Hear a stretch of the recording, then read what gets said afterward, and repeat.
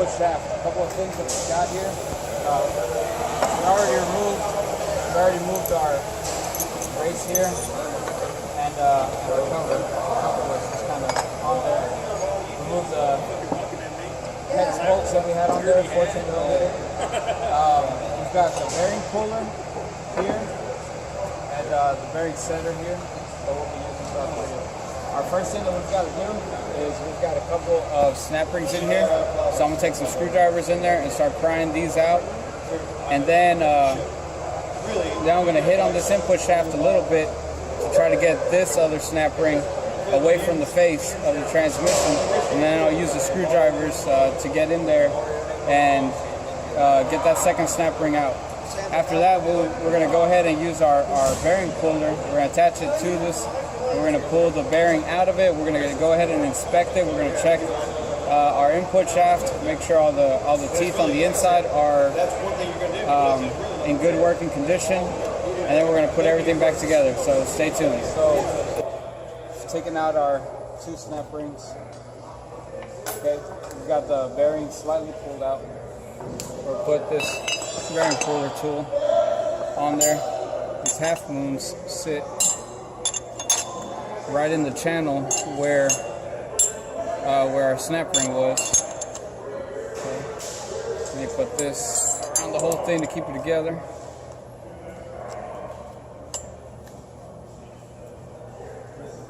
And now to get this input shaft to come out, all we did was take our ball peen hammer and just kind of hit it on the edge, hit it square on the end a few times.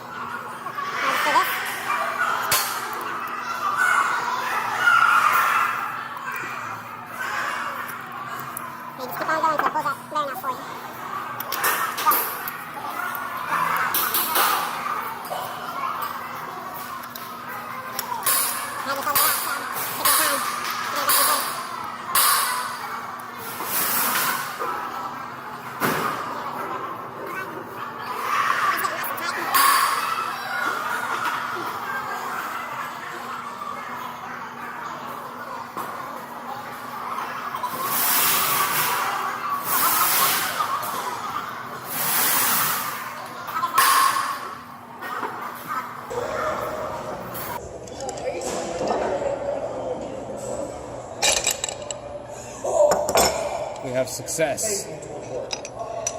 All right. And here's our.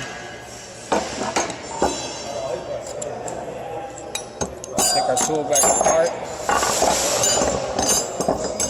And here you've got your input shaft bearing. Okay, it's got a bunch of little rollers in there. It's actually pretty free traveling, so that's not too bad. These sides, you have to inspect them to make sure that they're not scratched up, scoured or something. Maybe there was too much vibration and it could actually damage this bearing in here. You should also check to make sure that everything's coated in grease. Should be free moving. This is actually pretty good. If this was real dirty, gunked up, if you had an extra hard time pulling this bearing out, you might want to take some emery cloth to it and just clean some of this debris out. It'll make it easier for the next time that you have to pull this out. Now, after we've got this bearing out, inside here, I don't know if you can see, but it's actually got another little snap ring right in here. Okay, so in order for us to get this input shaft out, we have to remove this last little snap ring in there, and then we'll be able to actually check the gearing inside. Okay, so stay tuned for that. Okay, so that's our snap ring right there. Yeah, check that out. Make sure that's in good condition too. And then this comes right out. Here's our input shaft. We're gonna check these teeth. See, these teeth look a little bit worn down on the back side. Apart from taking a little bit of a beating, it doesn't look terrible though. I probably would not place this. Another thing that you're gonna inspect are the splines. These splines are here at our school, so they've been a little bit more abused than they typically would be. But you're looking for nicks in them, flat spots on these splines, you're looking for any kind of discrepancies. Basically, if it's not looking like it came from the factory, it's going to have an issue. This has a big nick in it. This input shaft would need this replacement. Another thing that we're going to check out on the inside here, you could actually see these teeth right here, pretty torn up in there. Right here, this spot, that spot, that spot, that spot. It's got a lot of bad spots in the gearing. We're going to check out all of these internals as well. You're going to make sure that everything lines up as it should and everything's meshing correctly. But I mean, that's all we're doing right now. Quick visual inspection, replacing if we need. The main thing that we were inspecting was this bearing, and like you saw, it flows kind of smooth. Pretty good. So I guess our next step in this process is to just button everything back in. And I mean, the first part's going to be, of course, to line our input shaft back in, and then this is actually kind of tricky because the channel for this snap ring is inside that gear. So sometimes it's a little, it fights you trying to get it back in, but you basically line this up, line it up on one side, and just start using your screwdriver to start pressing that in. Okay, so that's where we're going to be at next. We're going to get this snap ring back in place, and we're going to go back in through the installation process. All right, so after some slight frustration, we've got that snap ring in. See this bad boy. All right, it's in its channel properly. After we do that, our bearing's gonna slide right up in there. Or maybe not that easily. Yeah, do a little fandangling. Yeah, you see that? And now we're gonna get our bearing driver, which is over here. Bam, bam. See that? So that goes on there nice and square. And now what we're gonna do is take our ball peen hammer. We're gonna give it a few good hits. Now what we're doing is we're pushing the bearing in, but not so far that we can't get that snap ring in, okay? So just a couple whacks, it's in place, and we'll go ahead and drive it home the rest of the way manually. Now say you don't have one of those handy drivers or pullers.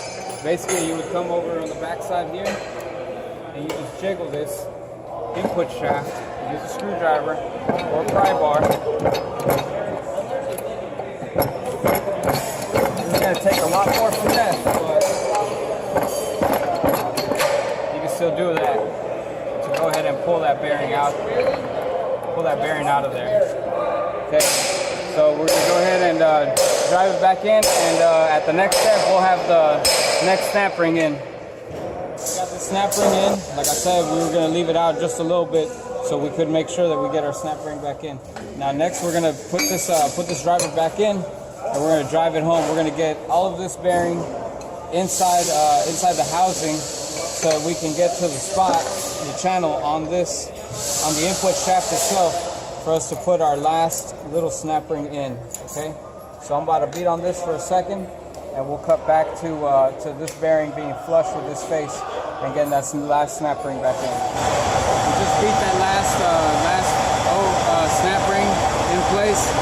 Now your final test is going to be to give it a spin. Transmission in neutral, you should have a pretty smooth turning transmission in there. If you didn't have this lined up, you wouldn't be able to spin your input shaft.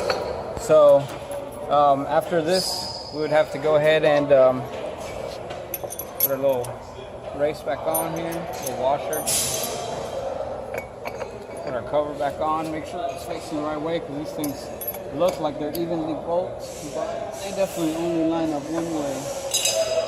Okay, and then after this, we'll just go ahead and put our hex bolts back in, torque to spec, and we would be done with this input shaft inspection. We removed it, and we reinstalled it. We inspected our bearing inside.